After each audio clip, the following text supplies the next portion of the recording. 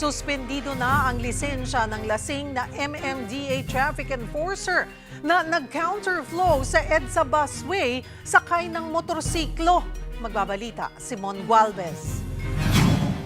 Hindi kasya. Balik. Lasing. Sinita na ng bus driver ang rider ng motorsiklong yan matapos mag-counterflow sa EDSA busway. Imbis na umikot, nagpumilit daw ang rider na makalusot. Ang malala, naka-uniforme pa siya ng Metropolitan Manila Development Authority o MMDA. Nakainom ka pa ata. Hindi kasya. Ayon sa bus driver na si Christian Alquino, pasado alas 2 ng madaling araw nung Biyernes, nangyari ang insidente sa tapat pa ng Camp Aguinaldo. Malayo pa lang, naaninag niya na ito kaya nakahinto pa siya. Pero hindi raw makausap ng maayos ang rider. Tinulungan namin na magmaniobra para bumalik sa tamang linya. Kaso, pagdating sa open barrier, biglang lumiko na munti ka na magdulot ng sakuna sa ibang motorista. Kala raw ni Alquino na umuwi na ang rider. Pero muli raw itong naabotang nag-counterflow sa busway sa northbound lane ng EDSA.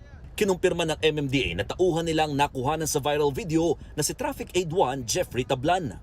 Sa isang pahayag, hindi raw kinukonsinti ni MMDA Chairman Romando Artes ang maling gawain ng kanilang tauhan. Pagmumultahin ng 5,000 pesos ang enforcer dahil sa paglabag sa EDSA busway policy. Haharap din umano siya sa administrative sanctions.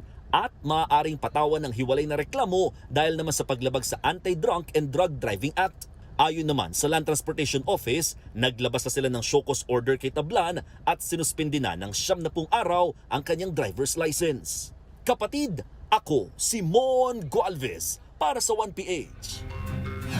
At kaugnay niyan, humarap na mismo sa MMDA ang naturang traffic enforcer na nag-viral nga matapos mag-counterflow at dumaan sa EDSA busway. Kaugnay niyan, magbabalita, live, Simon Gualvez. Mon, ano na ang depensa ng MMDA traffic enforcer dito nga sa ginawang pagsuway sa batas trapiko?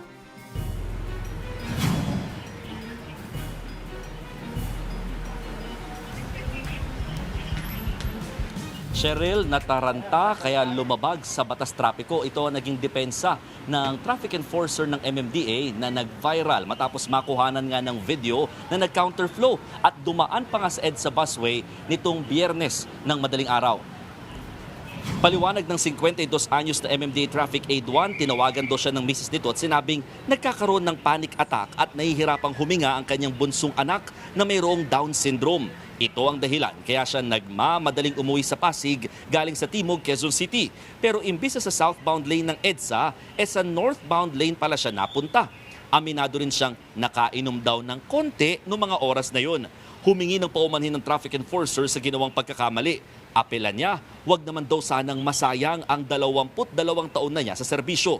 Pero git ng MMDA, hindi nila palalampasin ang maling ginawa ng kanilang kawani. Patong-patong na mga kasong administratibo ang kakaharapin nito gaya ng grave misconduct at paglabag sa iba't ibang memorandum ng MMDA gaya ng pagdaan sa EDSA busway, pag-counterflow at iba pa. Posible rin siyang masampahan ng kasong kriminal oras sa patunayang lumabag nga sa Anti-Drunk and Drug Driving Act. Paniniguro ni MMDA General Manager Nicolas Torre III, walang special treatment sa kanilang empleyado. Agad nga raw pinahanap kinabukasan ng pasaway na enforcer para matikitan lalo't wala na kasing naka-duty nung oras nang mangyari ang insidente. At Cheryl, bukod nga sa mga kasong kakaharapin nitong traffic enforcer sa MMDA, meron pa siyang hiwalay na show cause order naman sa LTO kung saan nasuspindi na nga yung kanyang lisensya at nakaalarma yung kanyang motorsiklo. Ang sabi ng MMDA, dadaan naman daw sa due process yung pagkakataon kung siya ba ay maaaring matanggal sa serbisyo o pagtatrabaho dito sa ahensya. Cheryl. Maraming salamat, Mon Gualvez.